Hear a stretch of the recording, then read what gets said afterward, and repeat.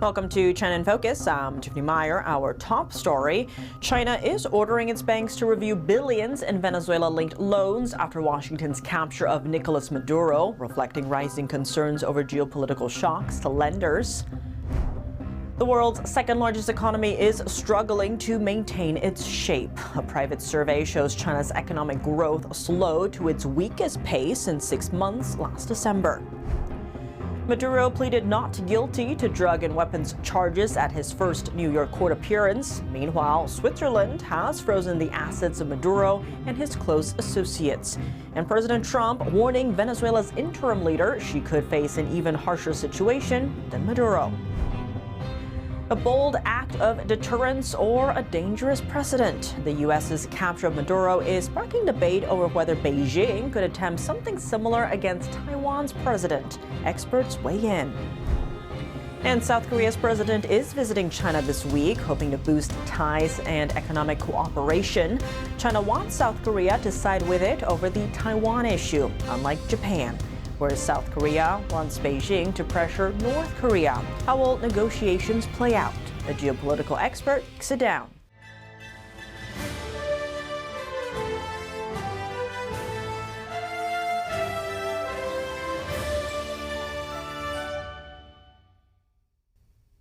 China is reportedly ordering its banks to assess their financial exposure to Venezuela after the U.S. captured its former leader, Nicolas Maduro, a longtime ally of Beijing. The move earlier this week is raising major concerns for Chinese banks looking to recoup billions in outstanding loans.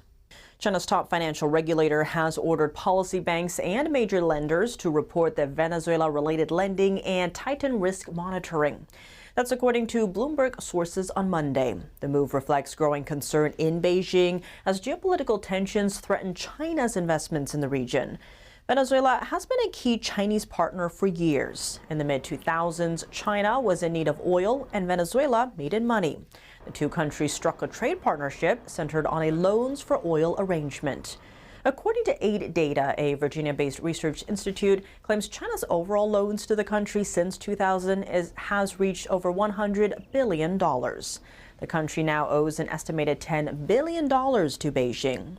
But clearing its debt has been a long-term issue for Venezuela. U.S. sanctions and Venezuela's economic slumps have forced China to accept oil instead of cash. But now, Washington's pressure campaign could make the process more difficult. On Saturday, U.S. forces captured the country's leader, Nicolas Maduro. Shortly after that, President Trump claimed that the United States was ready to take over Venezuela's oil industry. Secretary of State Marco Rubio says the U.S. military will block sanctioned oil tankers until Venezuela opens its energy sector to foreign investment. The move could result in Venezuela shifting its priorities to Washington over repaying its debt to Beijing. Even if Venezuela's oil industry helps repay some Chinese loans, a stronger U.S. presence in Latin America poses new risks for China's lenders. Next, more news on China's economy. A private sector survey on Monday shows China's service sector growth in December hit its slowest pace in 6 months. The slowdown comes as new business growth weakened and foreign demand declined. The rating dog China General Service PMI is complied by S&P Global. It says China's PMI data in December dropped to 52, the lowest reading since June. PMI stands for Purchasing Managers Index, with 50 points marking the line between economic expansion and contraction. The survey, tracking about 650 Chinese companies, shows firms have been laying off employees for a 5th straight month due to rising input costs. It added that falling exports, fewer foreign tourists, and a shrinking job market have all contributed to the decline. China's economy struggled to grow last year amid a long-standing real estate crisis, deflation, and trade tensions with the U.S. and other major markets. Although official data projects 5% GDP growth this year, many economists say it likely overstates the actual situation. Before we dive into an expert's insight on why China is not able to capture Taiwanese President Lai Ching-te, here's a message from our sponsor. As we report every day, global markets are becoming more uncertain. China's growing economy and growing tensions with the U.S. are reshaping the financial landscape, and China is buying gold at record rates to diversify its foreign reserves and decrease its reliance on the U.S. dollar. It isn't just countries that can use gold to protect their wealth, it's individuals as well. That's why we believe in protecting what's real. Physical gold and silver from American Hartford Gold offers stability when markets turn unpredictable. Unlike paper assets, these are tangible stores of value that have weathered economic turmoil, political instability, and inflation for centuries. American Hartford Gold holds an A+ rating with the Better Business Bureau and thousands of 5-star reviews from satisfied customers. You can have gold and silver delivered right to your home or stored safely in a tax-advantaged gold IRA. And right now, when you call and mention China in Focus, you could get up to $15,000 in free silver with your first purchase. Call 855-403-1118 or text China to 65532. That's China to 65532 or call 855-403-1118. You can also click the link in the description down below. Protect what you've earned because in uncertain times, truth and value still matter. Former Venezuelan leader Nicolas Maduro, who was indicted on various U.S. charges, is pleading not guilty at his initial appearance in Manhattan Federal Court. NTD's Arlene Richards is at the court for the Southern District of New York earlier Monday. So this was Senior Judge Alvin Hellerstein. He's 92 years old, and he has been known for handling high-profile cases such as Harvey Weinstein and the 9/11 cases. So he basically told them in the beginning, both of them, that this would be a fair trial and a fair proceeding and that he was going to ensure that everything was fair for them. He then summarized the indictment. 4 of the counts are against Nicolas Maduro and 3 of the counts are against his wife. And those include, of course, narco-terrorism conspiracy. They also include weapons charges and also cocaine trafficking. The judge then asked both of them, what their names were, who they were, and asked them whether or not they were guilty. Now, Nicolas Maduro answered the question this way. He said, "I am innocent. I am not guilty. I am a good man." Now, his wife said that she was the First Lady of the Republic of Venezuela, and later she said, "I am not guilty. I'm completely innocent." We waited for about an hour and a half, and I noticed that there were a number of DEA agents. These are the drug enforcement agents that actually where he was processed when he came into the country on Saturday. They were all throughout the courthouse. There were state police, there were U.S. Marshals, all walking through the halls as we were waiting. I believe he was very calm. His wife seemed like she was very calm, but we did find out later on that they're both claiming that they were injured. Her attorney said that she was injured during the arrest and that she might have some bruised ribs. They both asked for health assistance, that they be provided with medical care during this proceeding or during their time here in the U.S. and in prison. The judge assured them that they would get that.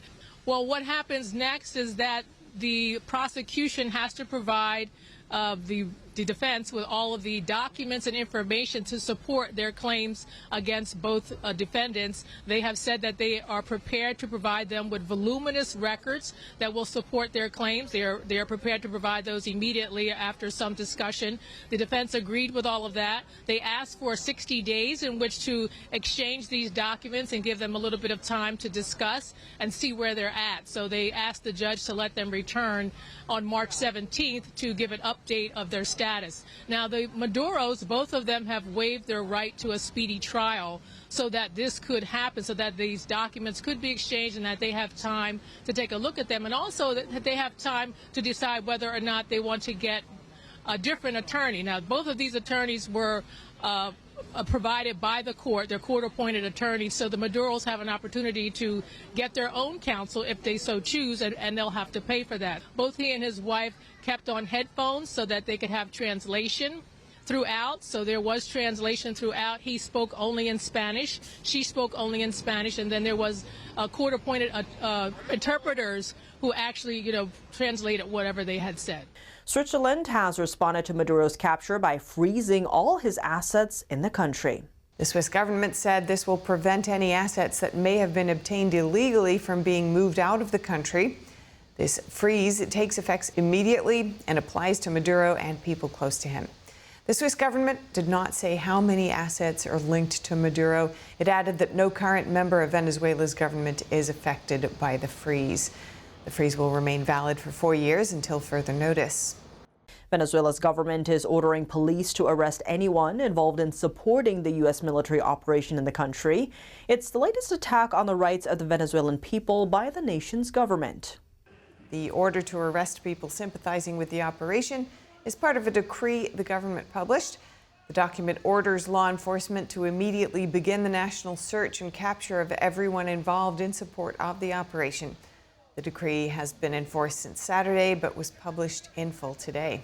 The interim leader of Venezuela is former Vice President Delcy Rodriguez. She condemned the capture of Maduro and his wife and called for their immediate release. President Trump issued a stern warning to her. Listen. I just say that she will face a situation probably worse than Maduro, because, Maduro gave up. The president says a second strike on Venezuela is possible if its leaders, quote, do not behave.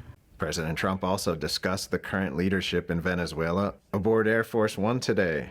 And don't ask me who's in charge, because I'll give you an answer and it'll be very controversial. What does that mean? It means we're in charge. Have you spoken with her? We're in charge. Secretary of State Marco Rubio also discussed oil and the influence of U.S. adversaries in the region, speaking on Meet the Press. What we're not going to allow is for the oil industry in Venezuela to be controlled by adversaries of the United States. You have to understand, why does China need their oil? Why does Russia need their oil? Why does Iran need their oil?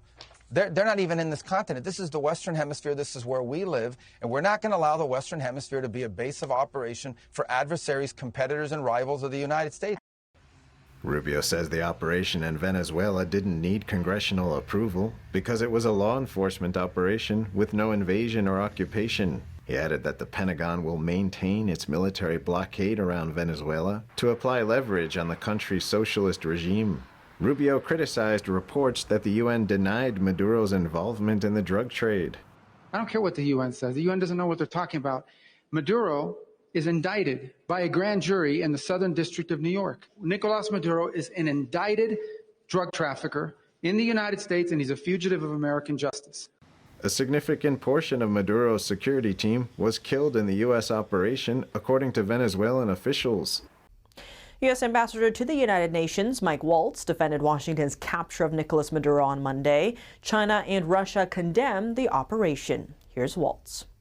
There is no war against Venezuela or its people. We are not occupying a country. This was a law enforcement operation in furtherance of lawful indictments that have existed for decades. The United States arrested a narco trafficker who is now going to stand trial in the United States in accordance with the rule of law for the crimes he's committed against our people for 15 years. A similar act. During an emergency session of the United Nations Security Council, Ambassador Waltz tried to make it clear that this was not an attack on Venezuela. Instead, Waltz insisted the military force was used to capture a wanted criminal. He went on to criticize Maduro for attacks on Americans through drug trafficking and cartels, which President Trump recently labeled as terrorist organizations. The United States wants a better future for Venezuela. We believe a better future for the people of Venezuela and for the people of the region and the world is stabilizing the region and making the neighborhood that we live in a much better and safer place. The UN Security Council's 15-member body is split over the forceful capture of Maduro. A little more than half are condemning the decision. A signal of deterrence or an act that could embolden Beijing. Debates are surfacing over whether the U.S.'s daring capture of Nicolas Maduro sets an example for China, suggesting it could capture Taiwan's president in a similar way. NTD's Juliet Song has the story. A swift capture of a sitting leader in the dead of night. The U.S. military's operation to capture Venezuelan leader Nicolas Maduro over the weekend has sent shockwaves worldwide. Now, opinions are divided on whether the Chinese Communist Party will pull similar tactics on Taiwan's president Lai Ching-te. Tang Jinyuan, a China affairs analyst, says Beijing does not have such capability. He noted that infighting within China's military remains intense. A little over 2 months ago, The Chinese regime ousted 9 top generals, including the country's #2 military officer and the former head of the theater command facing Taiwan. The regime has already removed a good number of its own generals even before a war over Taiwan has begun. Retired U.S. Marine Colonel Grant Newsham says China has been preparing for a similar operation for years. They have just identical mock-ups of the Taiwanese government buildings, the presidential palace, out in the desert, and their special forces train constantly for such an assault, the so-called decapitation strike. Despite Beijing's preparations, Newsham believes China's intelligence isn't as strong as it thinks. Hours before being captured, Maduro met with China's special envoy for Latin America. If they sent their top delegate to Venezuela, and that the next day the Americans grab Maduro, and apparently the Chinese didn't know about it. You think if they did, they'd have told Maduro what was coming. Tang says China doesn't have the ability to cripple Taiwan's air defense network like the U.S. military did to Venezuela. It's a key step in the operation before U.S. Special Forces reached the building where Maduro lived. As the force began to approach Caracas, the Joint Air Component began dismantling and disabling the air defense systems in Venezuela, employing weapons to ensure the safe passage of the helicopters into the target area. Tang Jingyuan says the seizure of Maduro sent a strong signal of deterrence to Beijing. The U.S. accuses Maduro of importing thousands of tons of cocaine into America. Trump is signaling that if a country threatens U.S. national interests in any way, Washington will not stand idly by. Tang added that the regime change in Venezuela is a blow to the CCP. He said the country is like a nail Beijing installed in America's backyard to distract the U.S., keeping it from focusing on the threat posed by the CCP. Juliet Song, NTD News. Coming up, South Korea's president is visiting China this week, hoping to boost ties and economic cooperation. China wants South Korea to side with it over the Taiwan issue, unlike Japan, whereas South Korea wants Beijing to pressure North Korea. How will negotiations play out? A geopolitical expert breaks it down. More on that after the break here on China in Focus. Welcome back to China in Focus. I'm Tiffany Meyer. South Korean President Lee Jae-myung is visiting China this week, marking the country's first such visit in over 6 years. Lee's meeting with Chinese regime leader Xi Jinping comes as his administration tries to walk a tightrope between the United States and China. Meanwhile, Beijing is making its demands to Seoul clear. On Monday, the South Korean president said he wants to open a new phase for relations with China, and China's Xi appears to be keen with Lee's proposals, suggesting the two countries should look after each other's core concerns. Analysts say Beijing is eager to boost ties with South Korea now because relations between China and Japan has fallen to the lowest point in years. It comes after the Japanese Prime Minister's remarks suggesting a military response if China invades Taiwan. South Korea hopes Beijing will pressure North Korea on missiles, but it remains unclear how much Beijing would do in reality. Just as South Korea and Japan are U.S. allies, North Korea is China's only treaty ally. Beyond geopolitics, Lee's delegation includes more than 200 South Korean business leaders. The two countries have signed 15 cooperation agreements in areas like technology and transportation. Lee also called for more cooperation in artificial intelligence, boosting cultural exchanges and supply chain investments. Retired Marine Colonel and Center for Security Policy Senior Fellow Grant Newsham weighs in on South Korea's president. He points to the leader's left-leaning views and a more sympathetic stance toward North Korea and China. Newsham also highlights Beijing's backing of North Korea, saying China could curb the country's threat if it chose to, but hasn't. Grant Newsham, thank you so much for joining us. Great to have you back on the show. Oh, yes, glad to be here. When it comes to China and South Korea, Lee is the first sitting South Korean president to visit China since 2019, and his first trip to South Korea in about 11 years there. Is this an indicator of growing regional stability and cooperation, or how should we read that relationship? Well, it depends on your point of view. From the Chinese perspective, to them it's a good thing to have a South Korean president and an administration that is aligned with you, that sees you as the benign force, as the better bet. So they're glad to have Li come to China and have a nice series of meetings where they say nice things, because they know that at a minimum this is going to sort of roil the waters inside South Korea domestically, but also it's going to cause some friction in the South Korea-U.S. relationship if the Lee Jae-myung administration is not careful. The Chinese are glad to see this. So from a United States perspective, the leftists who run South Korea now, they are not great fans of the alliance. In fact, the elder brother of the current prime minister, who has immense influence, he has described it as an imperialist trap, the U.S.-South Korea relationship. He's even called for getting the imperialists out of our land as soon as possible. So from a U.S. perspective, they're trying to ignore it and paper it over and not pick a fight over this. But the solidity of the U.S.-South Korea alliance has to be in some question. It's not as certain as it seemed, no matter if U.S. officials and everyone else calls it a rock-solid alliance. You have an administration that is sympathetic and sees South Korea's interests as better aligning with the PRC, and has a sort of just a very hard to understand affection for North Korea of all places.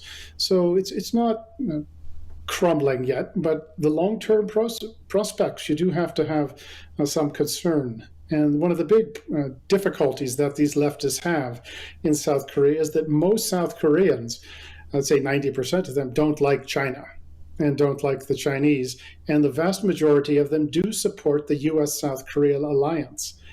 And that is a real break, a restraint on what Lee Jae-myung can do. So as long as this administration is in power and is behaving the way they are when it comes to, say, to China, to North Korea, but also domestically seeking to establish a one-party state and gradually taking control of every lever of power. And they're pretty far along on that. As long as that's the case, that the stability of the U.S.-South Korea alliance has to be in some question. And for regional stability, you do have to have the United States and its allies, Japan, Australia, the Philippines, South Korea, they do have to be aligned with each other in step to defend against an aggressive expansionist China, and to deal with really China's cat's paw, the North Koreans, who are now somebody that people have to take seriously given the weaponry that they have. Great news, Shim, as always. Thank you so much for joining us. Well, thanks very much. Glad to be here. That's all for today's China in Focus. I'm Tiffany Meyer. If you have any feedback on the show or have something you'd like to see us cover, send us an email at chinainfocus@ntd.com. We'd love to hear from you.